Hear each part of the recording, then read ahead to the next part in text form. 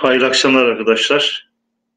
Osmanlı Türkçesi Matbu Metinler dersine hoş geldiniz. Bu hafta inşallah geçen hafta başlamış olduğumuz Türkçe Hutbeler kitabından devam edeceğiz arkadaşlar. Dili biraz ağırdı.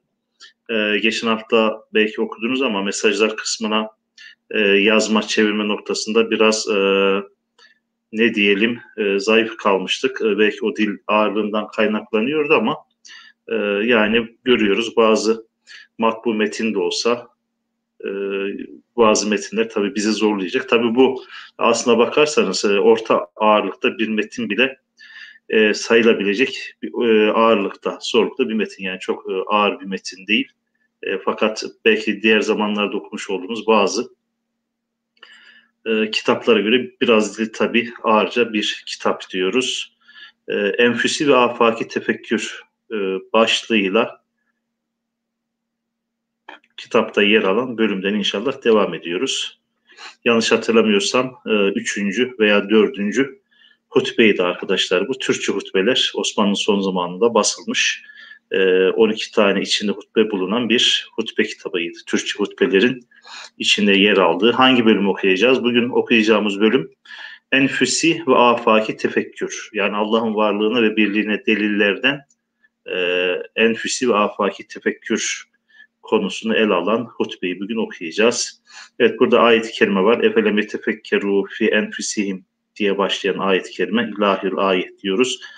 Evet arkadaşlar, şuradan itibaren başlıyoruz. Şuradan itibaren çevirisi, yukarıdaki ayet-i kerimenin çevirisinin verildiği yerden itibaren inşallah başlıyoruz. Evet, Cemile Uçan Hanım hayırlı akşamlar hocam demiş. Hayırlı akşamlar diyoruz. İnşallah hutbemizin ayet-i kerimeden sonra yer alan çevirisinden itibaren başlıyoruz arkadaşlar. Biraz ben okuyacağım. Bu arada siz takip edin. Yavaş yavaş okuyalım. Şöyle kitabımızın bir dünyasına bir girelim. Ondan sonra da sizin de okumanızı ve mesajlar kısmında yazmanızı rica edeceğiz arkadaşlar. Evet, enfüsi ve afaki tefekkür Rabbimizin enfüsi denilince insanın nefsinde, afaki denilince insanın dışında, kainatta, çevrede varlığına delil olan ne diyelim ki varlıklar veya delilleri burada hutbede göreceğiz. Bakalım.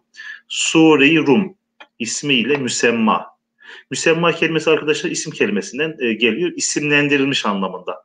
Sure-i Rum ismiyle müsemma. Hani deriz ya ismiyle müsemma deriz. Ne demek ismiyle müsemma? Yani isminin anlamına çekmiş deriz. Günlük Türkçe'de de bazen kullanırız. Bilemiyoruz ismiyle müsemma deyimini. Sizler kullanıyor musunuz veya çevrenizde duydunuz mu? İsmiyle müsemma demek kendisine verilen isim ile ahlakı, huyu uyumlu manasına gelen bir deyim. Evet, Sure-i Rum ismiyle müsemma olan Sure-i Mekkiye'nin, Mekke'de inen bir sure, Sure-i Rum, bu ayeti celilesinde Cenab-ı Zülcelal aludi hevesat olan, yani heveslerle dolu olan aludi hevesat olan ve bu hayatı dünyeviyenin şekli zahirisine bakıp da, zahiri şekline bakıp da onun ebediyetine kail olan, sanki ebedi var olacakmış, kıyamet günü gelmeyecekmiş, dünya sanki yok olmayacakmış düşüncesine kapılan, onun bir vakti mukaddere, takdir edilen bir vakit, bir vakti mukadder, bir vakti mukadder, takdir edilen bir vakte, müntehi, yani bir vakti mukadder ile son bulan, müntehi o anlamda nihayet kelimesiyle bağlantılı bir teselsül eyyam. Evet, teselsül eyyamı nasıl anlayacağız arkadaşlar? Teselsül peş peşe gelme, silsile halinde birbirini takip etme manasına geliyor. Teselsül eyyam, günlerin peş peşe gelmesi. Bir tevarüdü leylü nehardan, gece ve gündüzün birbiri peşine gelmesi aynı anlamda. Teselsül ile tevarüt burada aynı anlamda peş peşe gelme manasını ifade ediyor. Tevarüt varit kelimesinden, teselsül de silsile kelimesinden arkadaşlar mastarlaştırılmış. Şuradan bir daha okuyalım. Bir teselsül eyyam, günlerin, yevm kelimesinin çoğulu, günlerin silsile halinde peş peşe gelmesi. ve bir tevarüdü leyl nehardan. Leyl gece ve nehar gündüz arkadaşlar. Evet, Leyla tarzında kız çocuklarına verilen bir isim, Nehar da erkek çocuklarına verilen bir isim olarak karşımıza çıkıyor. Bazen farklı isim arıyorsunuz. Mesela Nehar ismi gayet güzel bir erkek ismi olarak tavsiye ederiz arkadaşlar. Evet, bir tevarüdü Leyli Nehar'dan ibaret. Müstear ve afil. Ne demek arkadaşlar müstear ve afil? Yani Osmanlıca kitaplarda şöyle bir usul var arkadaşlar. Hani şu an biz anlatım bozukluğu olarak kabul ediyoruz ya. Neyi anlatım bozukluğu olarak kabul ediyoruz? Birbirine yakın anlamlı kelimeleri peş peşe veya aynı anlamlı kelimeleri peş peşe sıralama. Fakat bu Osmanlı'da anlamı güçlendirmek, anlama kuvvet vermek için arkadaşlar takip edilen bir usul. Mesela şurada teselsül eyyam ile tevarüdü leyli nehar arasında aslında bir anlam yönünde bir fark yok. Fakat arada nüans var, kesinlikle var. Burada günü 24 saati nazara veriyor. Burada ise gece ile gündüz ne yapıyor? Nazara veriyor. Müstahar ve afil demek arkadaşlar, müstahar geçici. Ama hani müstahar isim olarak diyoruz ya, geçici, bir afil de geçici manasına. Müstahar ve afil bir hayat olduğuna, geçici bir hayat olduğuna inanmayan ve bu hayat afile geçici arkadaşlar. Bu hayat afilenin muhakkakul vuku, kesinlikle bir ferdayı sual ve imtihanı. Ne demek? Bu geçici dünya hayatının bir ferdayı sual ve imtihanı. Yani bir imtihan ve bir sual günü olduğunu, yani arkasında ferda derken gelecekte bu dünya hayatının arkasında gelecekte ferda ile onu kastediyor. Bir ferdayı sual ve imtihan günü, gelecekte böyle bir gün olduğunu ve bu itibar ile müthiş bir akibeti bulunduğunu, kıyamet gibi müthiş bir akibeti bulunduğunu takdirden gafil, bedbaht kimselerin bu babdaki, evet bu babdakinde duruyorum arkadaşlar, bu babdakinde duruyorum. Ki'den sonra özellikle şu iki kelimeyi, aynı kökten gelen şu iki kelimeyi, şu dördüncü kelimeyi, alttakileri zaten okursunuz, problem yok. Ki'den sonraki cümlenin devamını, özellikle 1, 2 ve 3. kelimeyi cümleyle beraber okumanızı veya sadece o 3 kelimeyi okumanızı ve mesaj kısmına yazmanızı arkadaşlar bekliyorum. Evet arkadaşlar, dayanamamışlar. Yani şöyle, normalde ilk paragraf, sonradan katılanlar belki duymamış olabilirler. İlk paragrafı biraz ben okuyayım. Siz takip edin. İnşallah sizin de okumanızı istediğim bazı bölümler olacak demiştim. Evet, sizden istediğim ilk bölüm bu. Bu babdakinden sonra arkadaşlar datla başlayan ilk kelimeden noktaya kadar cümleyi tamamlıyoruz. Fakat özellikle istediğim sizden ki'den sonraki 1., 2. ve 4. kelimeyi, satır sonundaki 4. kelimeyi yazmanız da yeterli arkadaşlar. Evet, Ömrüm Hanım hiç önemli değil, problem değil. Ama hani şey için, hani niye hoca hiç bize fırsat tanımıyor tarzında bir zihinde bir ifham, bir soru kalmasın tarzında hatırlattık. Yoksa hiç önemli değil. Yani hepsini okuyabilirsiniz.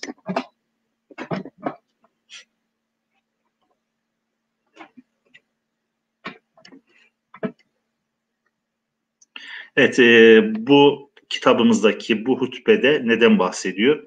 Enfüsi, yani nefse dair, nefiste bulunan ve afaki, insanın dışında, afak kelimesi biliyorsunuz, ufuk kelimesinin çoğulu arkadaşlar, insanın dışında bulunan, insanda ve insanın dışında bulunan, yani kainatta bulunan Allah'ın varlığının, birliğinin delilleri, isimlerinin tezahürü manasında burada bir konu işleniyor arkadaşlar. Evet, Ömrüm Hanım Zeval-ü Metal okumuşsunuz. Zeval derken orada yok, zeval okumayacağız. Daha çok aslında o iki kelimeyi Türkçe'de biz datlı okuyoruz, D sesiyle okuyoruz. Diğer arkadaşlar okusun diye bekliyorum ama biraz zorlayacak. Arkadaşlar dal ve mudil. Dal sapmış, dalalete düşmüş ve mudil insanları dalalete sürükleyen. Sapan ve saptıran anlamında. Dal ve mudil, yani şöyle Benim sözcük dağarcığımda bulunan bir kelime. Fakat günlük hayatta veya sohbetlerimde kullandığım bir kelime mi? Hayır. Fakat metinlerde, dini metinlerde karşıma çıkan bildiğim bir kelime. Dal, dalalete düşmüş ve mudil, dalalete düşüren. Evet. Dal ve mudil. Datla şöyle dat kelimesinin Arapçada D ile Z arası bir telaffuzu var. Biz dat kelimesiyle Arapçadan almış olduğumuz bazı kelimeleri D ile telaffuz ediyoruz. Bazı kelimeleri arkadaşlar Z ile telaffuz ediyoruz. Mesela burada dal ve mudil dedik datla. Kadı dedik. Kadıda da dat var D ile. Fakat Ramazan'da da dat var. Onu Z ile okuyoruz. Ramazan. Oradakine zat diyoruz. Buradakine dat diyoruz. İkisi de aynı kelime. Dal ve mudil olan zübde-i kanaatlerinin neyini, o özünü beyanen ferman buyuruyorlar. Zübde arkadaşlar, zübde öz anlamına geliyor. Zübde öz. Mesela sütün içindeki zübde mesela yağdır, tereyağıdır. Onun için tereyağı yerine de zübde ne yapılabilir? Kullanılabilir. Veya insan kainatın bir nevi özüdür. Onun için insan için bazen zübde kelimesi kullanılabilir arkadaşlar. Evet, ayeti kerimenin arkadaşlar belli bir parçası burada yine evvelen ve tefekkeru fi enfusihim diye devam eden ayet-i kerime. Yani insanın nefsinde ve kainatın genelinde ve onların arasında olan şeyleri tefekkür etmez misiniz? Yani tefekkür edin manasına ayeti kerime diyoruz arkadaşlar ve ilk satırı buyurun kolay sizin okumanızı rica ediyoruz. Buyurun. Yani şu anki günlük konuşma dilimizde çok rahat kullandığımız, bildiğimiz kelimeler. Buyurun arkadaşlar. İlk satır. Evet, hemen çevirmeye başladık. Evet, bu arada aynen öyle Ömrüm Hanım, hiç problem değil. Yani klavye bazen bozuyor, bazen istemediğim şeyleri bile yazıyor. Yani onun farkındayız. Zepte değil de züpte, öz. Lüp manası da var. Yani lüp ve züpte öz anlamına geliyor. Evet, güzel. Ne okuduk? Son satırı. Onlar nefislerinde tefekkür etmezler mi ki Allah Teala semavat ve arzı, onlar nefislerinde tefekkür etmezler mi ki Allah Teala veya Allahu Teala semavat ve arzı, gayet semavatu arzı. Yani şöyle, biz genelde düz metinlerde yani çok kalıplaşmamış ise o vav'ı V diye okuyoruz. Bunu V diye okuyoruz. Semavat ve arzı daha çok edebi metinlerde ve kalıplaşmış bazı ikileme gibi olan kelimelerde U şeklinde okunabiliyor. Fakat semavat ve arz genelde buradakini V tarzında okumak daha uygun düşüyor arkadaşlar. Şuradaki vav'ı V diye okumak daha uygun düşüyor. Evet. Ve mabeynindeki, semavat ve arzda ve mabeyninde, onların arasında. Mahlukat ancak hak ve hikmetle, ahenk ve intizam ile halk ve ipta eyledi. Allah ne yaptı? Semayı, arzı ve onun arasındaki mahlukatı, ancak şuradaki mahlukatı herhalde doğru silindiği için arkadaşlar T ve Y var. Ancak hak ve hikmetle, ahenk ve intizam ile, halk ve ibda ile. Arkadaşlar, ibda kelimesi de halk manasına, yani Rabbimizin yaratma manasına gelen çok şeyleri var, isimleri var. Mesela sani, yaratan demek. Ama bedi de yaratan demek, halık da yaratan demek. Aradaki fark nedir arkadaşlar? Halık yoktan yaratan, İbda eşsiz yaratan, sani sanatlı yaratan. Yani bu şekilde ne yapacağız? Sani derken de, bedi derken de, halık derken de yaratıcı anlamını veriyoruz. Fakat yaratıcı derken tabii oradaki nuansları ne yapacağız? Bileceğiz. Evet, ibda iledi, yarattı. Halk-ı ilahi de Allah'ın yaratmasında tenaküz ve tefavüt görülmedi. Yani bir zıtlık, bir terslik, bir tenaküz, bir tefavüt görülmedi. Eş anlamlı sayacağımız iki kelime arkadaşlar. Tenaküz naksdan geliyor. Birbirini ne yapma? Çürütme. Tefavüt birbirine zıt olma arkadaşlar. Evet, bir sonraki ayet-i kerimenin bir parçası değil. Ma tera fi halgir rahman min tefavüt ayet-i kerimesinin arkadaşlar şurada 3 satırlık bir çevirisi var. Şöyle yapalım. Biraz da ben susayım. Siz okuyun. Okuduktan sonra da istediğiniz kısmı, isterseniz hepsini, isterseniz bir cümlesini mesaj kısmına yazın. Ne kadar süre arkadaşlar? 2 dakika uygun gibi. Buyurun. Bismillah çevirelim. Mesaj kısmını da yazalım. Halık-ı ilahi değil de halk-ı ilahi de Ömrüm Hanım. Halık olması için ha'dan sonra bir elif gelmesi lazım. Halk, hale, kaf ile yazılıyor.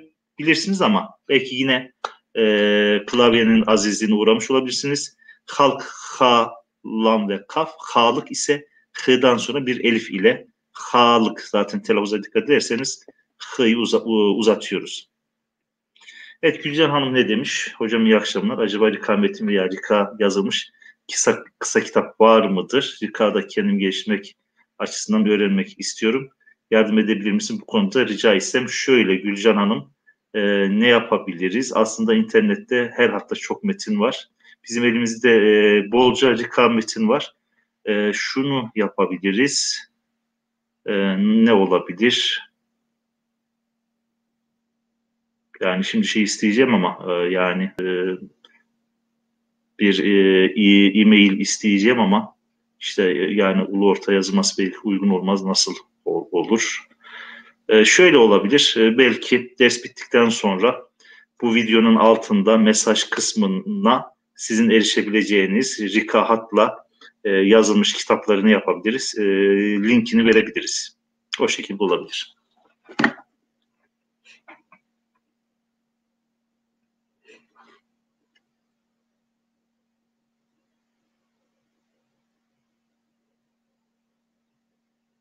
Evet, çevirmeye başladık. Birinci kelimeyi evet Ömrüm Hanım çevirmiş birinci cümle. Bakalım. İhsan değil de ahsen diye okuyalım. Şurayı arkadaşlar. Kainatta her şey. Kain arkadaşlar yaratılmış manasını ismi fail. Bak nereden geliyor? Kün emrine mazhar olan her bir varlık kaindir. Kainat da çoğuldur. Yani yaratılmış her şey. Kain yaratılan. Kevnden geliyor, künden geliyor. Kevin yaratmak. Ondan sonra kün, ol, var ol, yaratıl anlamında Rabbimizin emri. Kün. Kain yaratılmış şey anlamına geliyor. Kainat yaratılmış olan her şey. A ve T arkadaşlar çoğul eki Arapçada genelde mekan müennes kabul edildiğinden, dişil kabul edildiğinden çoğul eki olarak at eki kabul edilir arkadaşlar. Kainatta her şey ahseni takvim en güzel şekilde, en güzel kıvamda ve ölçüde kıvam kelimesiyle bağlantılı arkadaşlar takvim. Ahsen'de en güzel ef'al kalıbında. İhsan olması için sinden sonra bir elifi ziyade kılmamız lazım. Ahsen-i takvim üzere yerli yerine kondu. Abes olarak yani boş olarak hiçbir şey mahluk olmadı. Yani işe yaramayan hiçbir şey yok. Zaten ilimde farkındaysanız son 100 yıldır bunu fark etti. Yani yeryüzünde kainatta var olup da abes olarak boş yere yaratılan hiçbir varlık mahluk yok. Her birinin insan hayatında ve kainat hayatında ekosistemde neyi var arkadaşlar? Bir yeri var. Bizim için bazı şeyler çirkin de gözükse her şeyin ekosistemde bir yeri var arkadaşlar. İşte Allah'ın Hakim ismiyle alakalı. Ne demek Hakim ismi? Her şeyi hikmetle yaratan. Yani Allah'ın hak olmasıyla alakalı her şeye bir ne diyelim ki bir gaye, bir maksat takan manasına gelen çok isimleri var. Abes olarak hiçbir şey mahluk olmadı, yaratılmadı. Halktan ismi mef'ul. Eşyadaki bu hikmet ve intizam, düzen, ehli tevhid yani Allah'ı birleyenler ve ehli basirete yani hakikati görenlere münakis ve mütezahir de oldu. Yani Müslümanlar tarafından, Allah'ın varlığını bilenler tarafından göründü. Onlara aksetti, onlara zahir oldu manasında arkadaşlar. Ayet-i kerimenin devamı burada var arkadaşlar. Ayet-i kerimeyi şöyle yukarıya alıyoruz. Bakalım.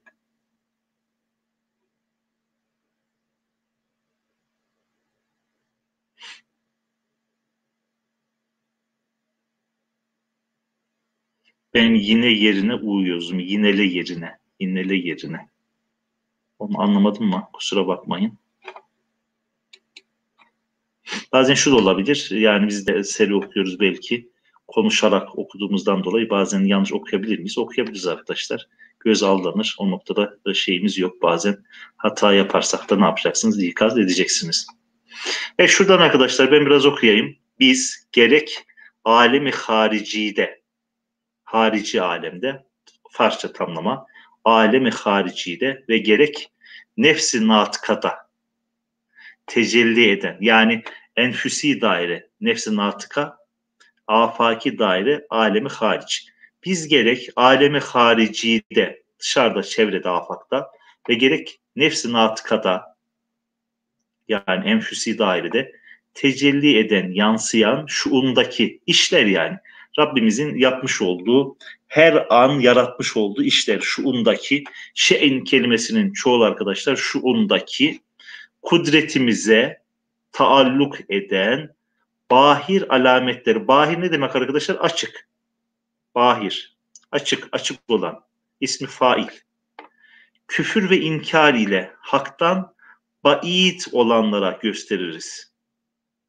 Evet, küfür ve inkar ile Allah'ın varlığını kabul etmeyenlere, haktan ba'id olanlara, yani haktan ba'id arkadaşlar uzak.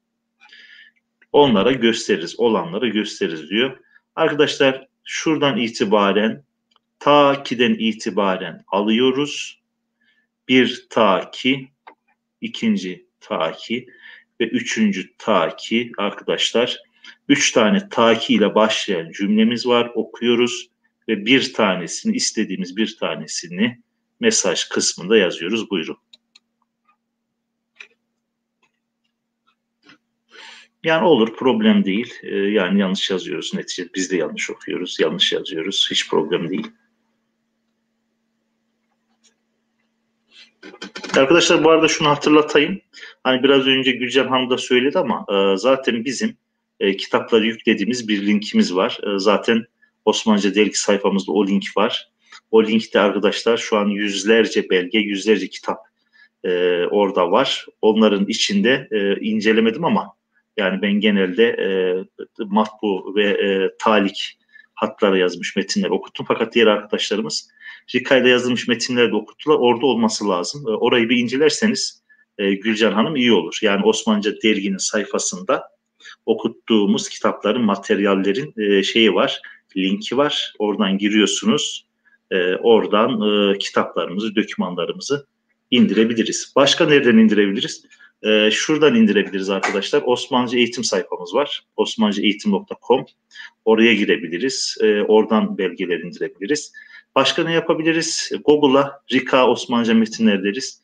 Arkadaşlar yüzlerce, binlerce metin önümüze akıyor.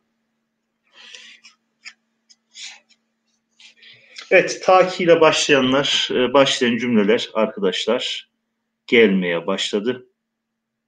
Şöyle yani dokümanların ve metinlerin, kitapların, pdf'lerin bulunduğu link Osmanlıca dergi. Yani şu an canlı yayın yaptığımız Osmanlıca dergi sayfamızda arkadaşlar. Orada altta diyebiliyorum. Yani oralarda bir yerde diyorum. Şu an açık olmadığından dolayı da bir şey söyleyemiyorum. Fakat Osmanlıca dergi şeyimizde var.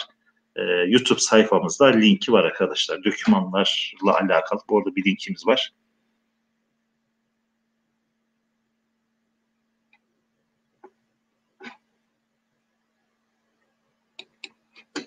Evet arkadaşlar, ta ki ile başlayan birinci cümle. Ta ki hak ve hikmet tebeyyün etsin. Tebeyyün ne demek? Yani açık bir şekilde ortaya konsun. hak ve hikmetin ne olduğu belli olsun, belirsin. Ta ki hakkı natık olan Kitab-ı Mübin'in hikmet ve hikmet-i inzali değil ve yok. Hikmet-i inzali, arkadaşlar şurada nokta fazlalığı var. Gözünüzü aldatmasın.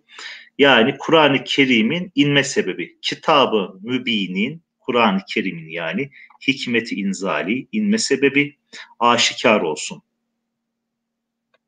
Ta ki hakkı natık olan Seyyid-i Beşer'in yani Peygamberimizin sıdkı risaleti, peygamberliğinin doğruluğu zahir olsun. Evet arkadaşlar, ayet-i kerimenin açıklaması ve fil ardı ayatun lil muqinine diye başlayan ayet-i kerimenin evet ne diyelim kısa bir meali veya çevirisi diyeceğiz ama tabii ki Arapçasına göre biraz daha uzun oluyor. Çünkü biraz da mana veriliyor arkadaşlar. Arkadaşlar imanlarında yakin olanlar için diye ben okudum. İçinden sonra yerle başlayan kısımdan ne diyelim arkadaşlar? Oradan şu alametler kelimesine kadar okuyalım arkadaşlar. Vardır var tamam noktayı buldum arkadaşlar biraz cümle uzun. Evet yer kelimesinden başlıyoruz. Vardır son satırdaki vardır kelimesine kadar arkadaşlar 2,5'luk bir neyimiz var? Satırımız var. Şimdi okuyalım biraz da kolay. Çok rahat okursunuz diye çünkü Türkçe kökenli kelimelerimiz burada biraz daha fazla. Vildan Hanım demiş ki sıdk yerine sadık diye okuyabilir miydik hocam? Okuyamazdık. Sıdk fiil babından doğruluk manasına gelen mastar. Sadık ise doğru olan ismi fail. Sadık kelimesiyle sıdk kelimesi arasındaki fark nedir? Sattan sonra bir elif gelmesi gerekiyor Vildan Hanım. Yani şöyle sıdk, sat, dal ve kafla yazılıyor. Sadık, bak uzun okuyorum harfi met var. Sat, elif, dal ve kaf. Sistem biraz uygun olsaydı da arkadaşlar şu PDF'nin üzerinde kalem çalıştırsaydık o zaman yazardık.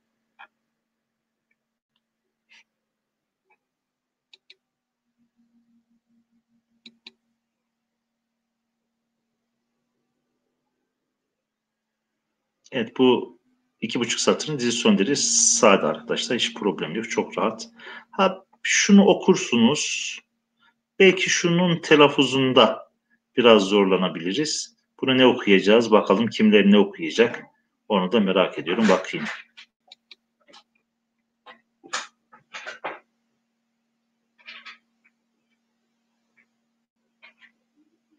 Şöyle Arapça kökenli kelimelerde ve Farsça kökenli kelimelerde arkadaşlar eğer yanlış telaffuz etmiyorsak yani genelde de doğru telaffuz edilir. Eğer uzun ünlü varsa met harflerinden birisi orada kesin yazılır. Mesela sadık diyoruz. Sadık demiyoruz bakın. Sadık olsa sa, dal ve kaf belki olabilir. Fakat sadık kelimesini telaffuz ederken sa'yı uzun yani yanındaki a'yı uzun telaffuz ediyoruz. Sadık. Arapça Farsça kelimelerin özelliği şu. Uzun ünlü varsa yani okutucu harfleri dediğimiz ünlüler yazılır. Eğer uzun ünlü yoksa arkadaşlar ünlüler yazılmaz, hareke konur. Evet Gülcan Hanım menafiinde. Gayet güzel hiç problem değil. Gayet güzel okumuşuz. Evet şuradan itibaren ben okuyorum. Zaten çoğunuz doğru okudu. Dedim ya bir kelimede belki sıkıntı yaşayabiliriz. Yeryüzünde mevcut denizler, nehirler, dağlar, ağaçlar, madenler, nebatat ve hayvanat. Arkadaşlar nebatat ve hayvanatta çoğul. Nebatın çoğulu nebatat, müennes çoğul. Nebat, bitki, nebatat, bitkiler. Hayvan ve hayvanat çoğul arkadaşlar. Onu da zaten biliyoruz ama düşünmemiş olabiliriz. Her birinin havas, özellik ve menafiinde, faydalarında, faydalarında Hudâ-i Kerim'in. Huda hangi anlama geliyor arkadaşlar? Arkadaşlar huda Allah anlamına geliyor ve dilimize arkadaşlar Farsçadan geçmiştir. Allah anlamında, Allah kelimesi zaten lafz-ı celaldir, Arapçadan geçmedir. Onun yerine Türk dünyasında özellikle huda kelimesi, mesela biz Allah lafzını çok kullanıyoruz fakat Orta Asya Türklüğü daha çok arkadaşlar Allah lafzı yerine Allah lafzını da kullanıyor fakat günlük hayatta huda kelimesini daha fazla kullanıyorlar Farsçanın etkisiyle arkadaşlar. Huda ve Yezdan kelimeleri dilimize Allah anlamında, bu arada tabii ki genel bilgimiz olsun.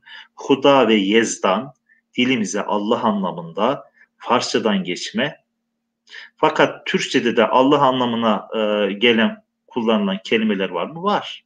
Yaratan diyoruz zaten, onu kullanıyoruz. Tanrı diyoruz, onu kullanıyoruz.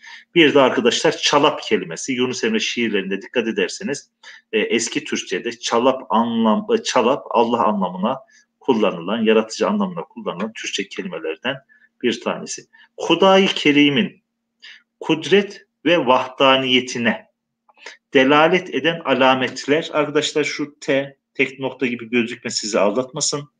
Artık öyle bir okuyacağız, aşinalık olacak ki hataları düzelterek gideceğiz. Alametler vardır. Şurayı da ben okuyayım. Ve görmez misiniz ki? Evet, elem, herhalde ayet-i kerimenin başında şey vardı. Efela tubsirun, görmez misiniz? Evet, görmez misiniz orada.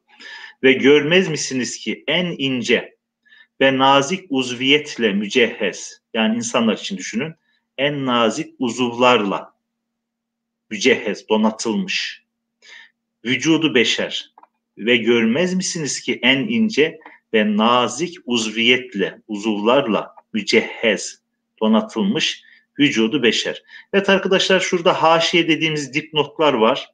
Orada 2 tane sure adı var. Arkadaşlar bu 2 tane sure adını okumanızı istiyorum. Fakat arkadaşlar şurada şu sure adının yazımında bir harf sakıt olmuş, yazılmamış. Onu da tahmin edin bakalım bu hangi sure. Evet, şunu okurken şuraya bir şedde koyun. Doğru okursunuz. Şedde koyun şuraya arkadaşlar. Burada da bir tane harf eksik. Baskıda, dizgide ne yapmışlar? Hata yapmışlar. Şu 2 sure ismini arkadaşlar ne olduğunu yazmanızı rica ediyorum. Buyurun. Evet, Ömrüm Işıkay sureyi Fussilet değil de Fussilet. Gülden Hanım fasıl değil, Fussilet. Evet, Ömrüm Hanım Fussilet yazdınız. Büyük bir ihtimalle klavye hatası diyelim. İkinci nedir arkadaşlar? Ama bir harf eksiği var ikinci sure isminde. Arkadaşlar onu bakalım kim tespit edecek. Hatta yazılmayan harfin yerini söylüyorum arkadaşlar. Elif ile Y arasında. Küçük bir harf. Büyük bir ipucu verdim. Küçük bir harf. Adiyat diye mi okudunuz? Adiyat arkadaşlar, vel adiyatı dabhan, o ayınlı. Adiyat değil. Zerrenin çoğulu desem bakalım.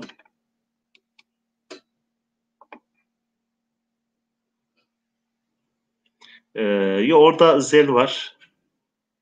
Zariyat diyeceğim. Zariyat arkadaşlar. Sure Zariyat. Ve zariyati ve elif lam zariyati. Zariyat suresi ve zariyat. Ve zariyat. Yani çünkü zariyat diyoruz ama ve zariyat diye başladığı için zariyat, zerreler manasına gelen bir kelime arkadaşlar. Yok, zariyat değil Ömrüm Hanım, zariyat.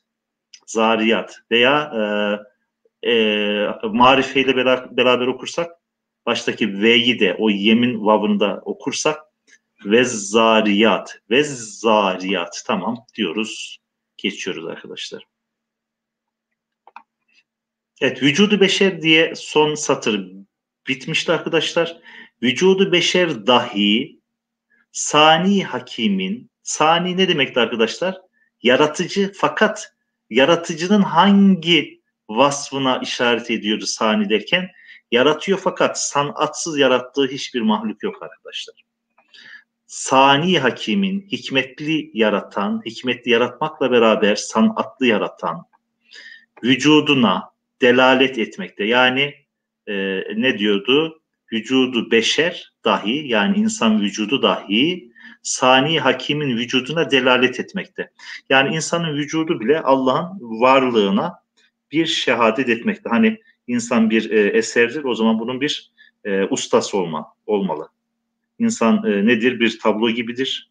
O zaman bunun bir ressamı olmalı. O şekilde bir çıkarım yapıyoruz.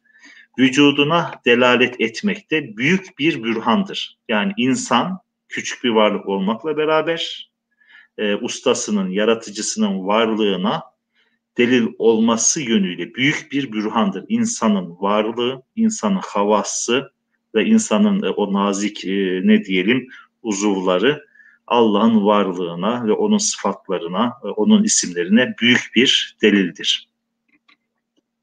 Hani ne diyordu Şeyh Galip? Hoşça bak zatına ki zübde-i alemsin sen. Hoşça bak zatına ki zübde-i alemsin sen. İnsan için diyor kainatın bir nevi, özü, belki kainat kadar Allah'ın varlığına bir delilsin manasında arkadaşlar. Evet, biz insanlar bu binazir bediiyat huzurunda, biz insanlar bu binazir arkadaşlar, ne demek binazir? Biraz da anlamını size sorayım. Binazir ne demek? Cemil Uçar Vezzariyat'taki tamlamayı nasıl yazıyorduk? Vezzariyat, onu yazayım. Vezzariyat'ın tamlamasının yazılı şekli arkadaşlar. Evet, binazir eşsiz demek. Vezzariyat'ın arkadaşlar transkripsiyonunu yapıyorum. Evet, eşsiz. Aynen öyle. Binazir, bi misil, bi olumsuzluk eki arkadaşlar. Na ve bi Farsçadan dilimize geçmiş bazı kelimelerin başında kullandığımız olumsuz ekler arkadaşlar. Evet, ve zariyat yazdım. Ve zariyat bu şekilde yazıyoruz arkadaşlar. Meşhur biliyorsunuz 17. yüzyılda yaşayan bir şairimiz var. Urfalı Nabi, divan şairimiz. Arkadaşlar Nabi ismini nasıl oluşturuyor? Belki duymuşsunuzdur. Na ve bi ikisi de Farsçadan gelmiş ön olumsuz eki. Bu ikisini yan yana getirerek kendisine bir ne veriyor? Bir isim veriyor. Bir mahlas ediniyor arkadaşlar. Aklınızda bulunsun. Güzel de bir beyti vardı. Yani bilmece tarzında. Onu da inşallah hatırlarsam söylerim. Ne dedik? Bu bi nazir bediiyat. Bu eşsiz yaratılmış mahlukat huzurunda. Bu bi nazir uzviyat, eşsiz uzuvlar insandaki. Bu bi nazir uzviyat hayatiye, hayat uzuvları. Hayatın meydana gelmesine sebep olan her bir insan vücudunun bir parçası diyelim. Huzurunda saatlerce tahayyürde kalmak, yani insan vücudunun o mükemmelliği ve eşsizliği karşısında. Yani bir sanat eseri olarak insan vücudunun karşısında tahayyürde kalmak ve sonra da arkadaşlar, sonra kelimesini şu an biz günümüz imlasında vavlı yazıyoruz. Fakat burada Osmanlı'da sonra kelimesi yazarken vavsız yazımı çoklukla tercih edilmiş arkadaşlar. Ne dedik? Ve sonra da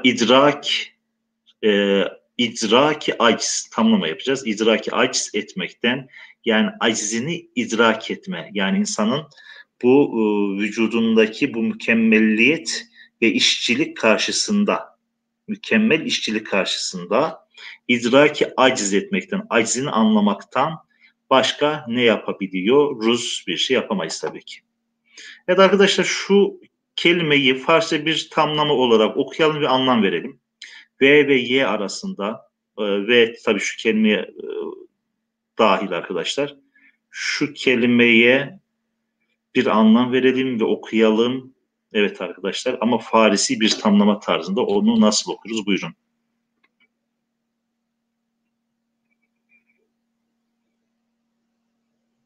Evet, o şiirde gayet güzel. Sakın terk edepten kuyu mahbubi hudadır bu. Nazargah ilahidir, makam Mustafa'dır bu. Gerçekten mükemmel bir şiir. Hepsini ezberlemedim ama kısmi olarak aklıma geliyor. Evet arkadaşlar, bari kelimesinin anlamı ne? Yine yaratıcı anlamında bari. Vücudu bari. Vücudu bariye, yani yaratıcının vücuduna delil olan bu ayat-ı arziye, yani arzda bulunan Allah'ın varlığının delilleri ve enfüsiyeyi, yani insanın vücudunda bulunan delilleri, arzın delilleri, nefsin, insanın vücudunun delilleri kimin için? Allah'ın varlığı için. Takdir ederek bu arkadaşlar, ne diyeyim? Hatta bu kelimesinden itibaren arkadaşlar, bu kelimesinden itibaren noktaya kadar 2 satır okumanızı istiyorum. Fakat şu kelimeye lütfen dikkat edin. Bir. Onun dışında şu kelime, özellikle mimle başlayan şu kelime, anlamını da vereyim. Yaratılmış olan şeyler manasına. Fakat har kelimesini nasıl yapacaksınız merak ediyorum. Bir de şu arkadaşlar, mastar hali. Bunu nasıl okuyacaksınız merak ediyorum. Bu'dan alıyoruz, noktaya kadar buyurun çeviriyoruz.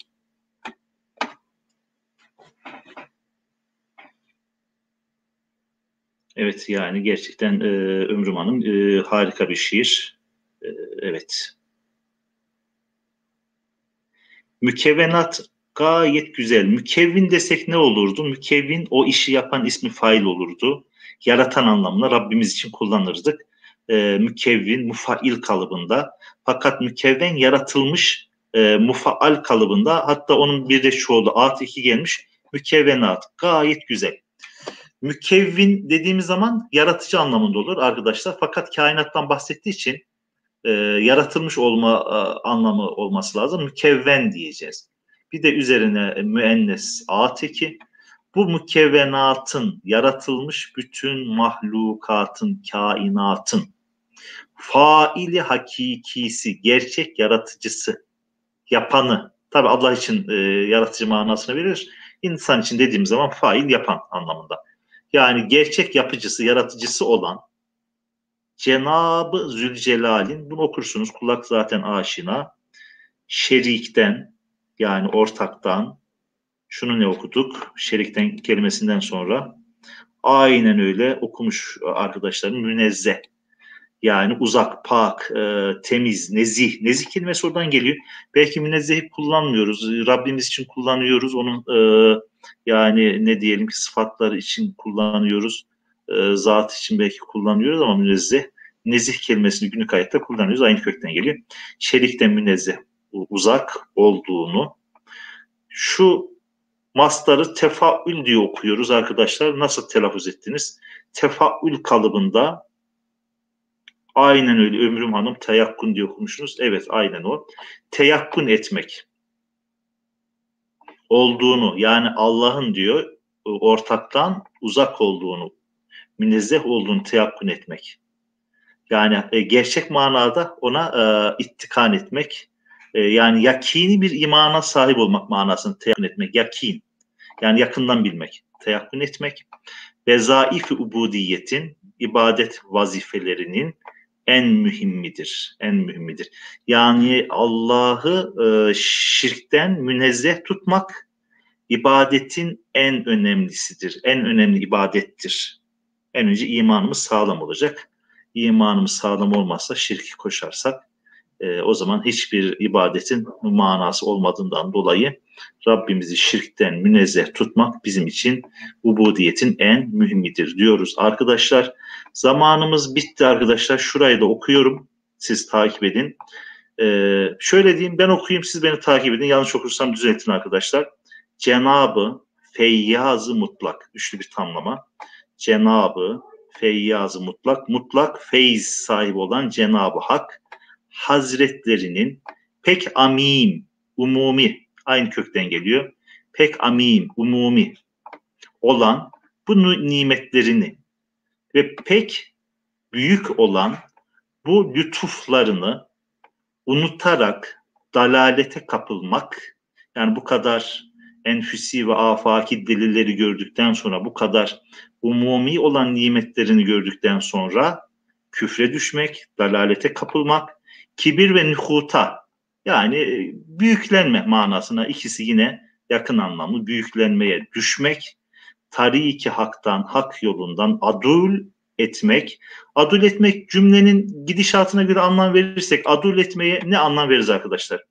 Şöyle umum olmuyor, umim. Umim diye öyle bir kalıp bilmiyorum. Onun için ben de ilk defa umum diye okuyoruz.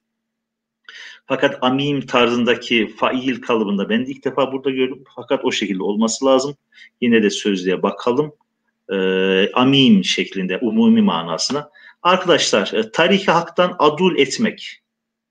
Adul etmek nedir? Cümlenin bağlamında anlam verirsek ne anlama gelir? Hak yolundan adul etmek. Sapmak, aynen öyle. Uzaklaşma, sapmak gayet güzel. İşte cümle bağlamında kelimelere anlam verebiliriz arkadaşlar. Yanımızda sözümüz yoksa. Tarikattan adul etmek, sapmak, uzaklaşmak, akıl ve basiret kârı değildir diyoruz arkadaşlar. Burada inşallah dersimizi bitiriyoruz. İnşallah evet, ayrılmak, sapmak, ayrılmak güzel. Hepsi de aşağı yukarı bu cümlede aynı anlama gelir arkadaşlar. Önümüzdeki hafta yeni bir kitapla, İnşallah yeni bir derste buluşmak üzere arkadaşlar. Allah'a emanet olun diyorum. Dediğim gibi eski dokümanlara, kitaplara, rika olsun, talik olsun veya farklı hatlarda doküman olsun, ulaşmak isteyen arkadaşlar için yani okuma metinlerimiz nerede arkadaşlar? Metinlerimiz Osmanlıca Eğitim YouTube sayfamızda arkadaşlar. Orada link var. O linkten ne yapabiliriz? Dokümanlara ulaşabiliriz diyoruz. Yeniden hayırlı akşamlar diyoruz. Allah'a emanet olun arkadaşlar.